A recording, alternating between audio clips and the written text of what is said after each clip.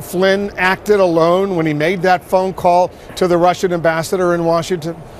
I don't think that anything in Washington happens alone. Certainly not a call with the ambassador to our #1 enemy for the last 65 years. I mean, let's not lose perspective on exactly who we're talking about here. Russia is the #1 enemy of the United States of America.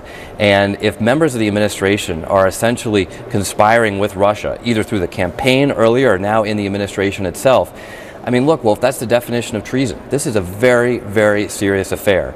And while we need to understand exactly what's going on with Michael Flynn, we can't let this little scandal, or perhaps a big scandal at the moment, let us lose sight of the much bigger scandal, which is what is the overall connection between Russia and the Trump administration. Well, let me just be precise on this. So when you're throwing out a huge word, treason, explain exactly what your concern is. Well, the definition of treason is putting the interests of our enemy ahead of our own. That's what the definition is.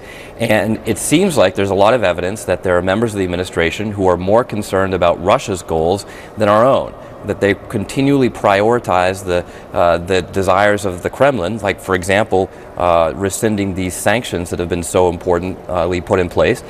And it's really just the voice of the administration that's doing this, because you hear both Democrats and Republicans on Capitol Hill saying that this makes no sense. It makes no sense to pull back sanctions against our enemy. But I just want to